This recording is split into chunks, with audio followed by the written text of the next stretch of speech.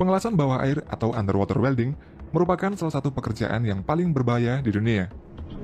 Meskipun berbahaya, banyak orang yang menekuni bidang ini karena penghasilan yang didapatkan ini sangat fantastis. Tapi meski gaji yang didapat ini sangatlah besar, namun hal itu sepadan dengan segala resiko yang diterima oleh para pengelas bawah air ini. Berikut ini adalah pekerjaan yang paling berbahaya di dunia. Pengelasan bawah air atau underwater welding merupakan salah satu pekerjaan yang paling penting yang ada di dunia. Underwater welding ini sangat diperlukan dalam bidang pertambangan minyak lepas pantai, pemasangan pipa bawah air, konstruksi bendungan, hingga perbaikan kapal.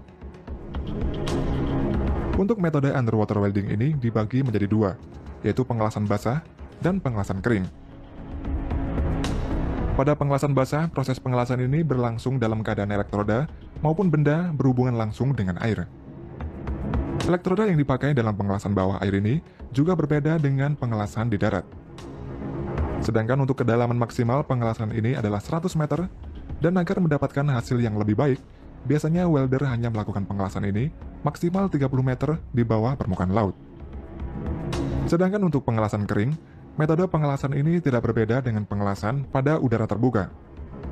Hal ini dapat dilakukan dengan bantuan peralatan bertekanan tinggi yang biasa disebut dengan dry hyperbaric weld chamber, di mana alat ini didesain kedap air seperti desain kapal selam. Pada prosesnya, para penyelam akan masuk ke dalam chamber. Lalu setelah itu melakukan pengelasan, seperti melakukan pengelasan di darat. Untuk aplikasi pengelasan kering ini, bisa sampai kedalaman hingga 150 meter di bawah permukaan.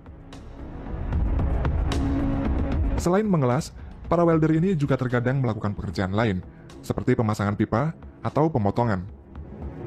Untuk pemotongan bawah air bisa dilakukan dengan berbagai cara, dan salah satunya yaitu menggunakan cutting torch.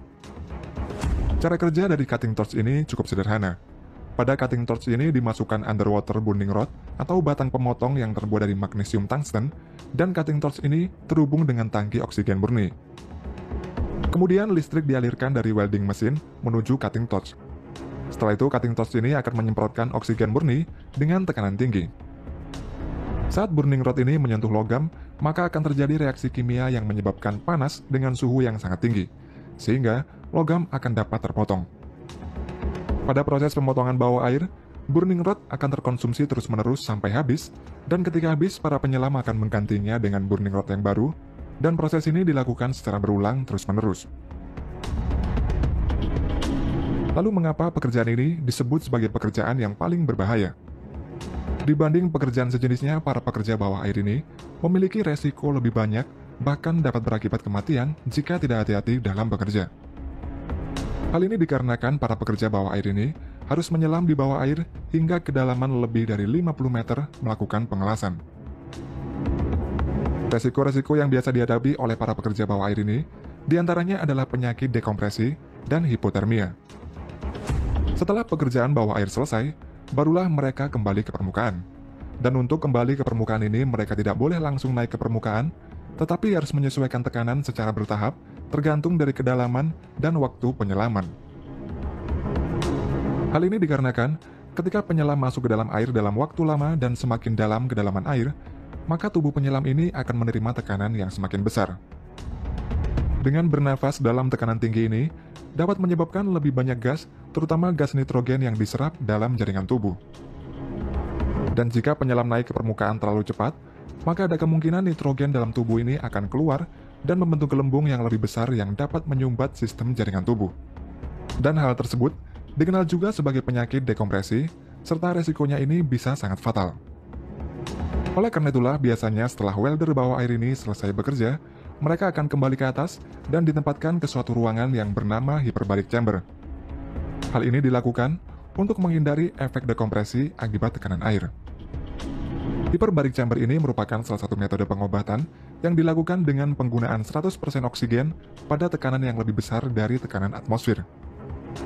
Pada terapi hyperbaric chamber ini, penyelam akan bernafas dengan 100% oksigen dalam ruangan dengan tekanan atmosfer yang meningkat. Peningkatan tekanan udara di dalam ruangan hiperbarik ini menyebabkan paru-paru penyelam akan menyerap oksigen lebih banyak dari biasanya, sehingga dapat membantu proses penyembuhan berbagai penyakit, terutama penyakit dekompresi. Kemudian terkadang dalam suatu proyek pekerjaan bawah air, para penyelam diharuskan bekerja lebih dari 1 hari, bahkan 1 bulan di kedalaman lebih dari 50 meter. Jika setiap hari para penyelam ini naik ke permukaan, maka akan memerlukan waktu yang lama untuk melakukan proses dekompresi, dan hal tersebut sangatlah tidak efektif. Oleh karena itulah diciptakan saturation system, di mana para penyelam ini akan masuk ke dalam ruangan bertekanan, dan tekanan dalam ruangan ini sama dengan tekanan di kedalaman air yang hendak dituju. Dalam chamber ini, para penyelam akan bernafas dengan campuran helium dan oksigen, atau dikenal juga dengan heliox. Jika mereka akan bekerja, maka mereka ini akan menuju ke dalam diving bell yang terhubung dengan saturation system tersebut. Setelah itu mereka akan diturunkan ke dalam laut secara langsung, menuju ke tempat mereka akan melakukan pekerjaan bawah air.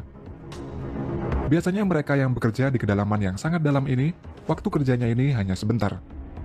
Setelah bekerja, barulah mereka ini menuju ke diving bell lagi untuk naik ke atas ke saturation system. Selama pekerjaan ini belum selesai, mereka tidak boleh keluar dari saturation system. Mereka akan tidur, makan, dan sebagainya di dalam saturation system ini.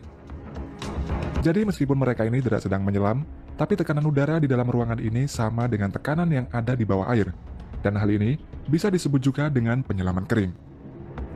Setelah pekerjaan bawah air ini benar-benar selesai semua, barulah mereka melakukan dekompresi untuk persiapan keluar dari saturation system.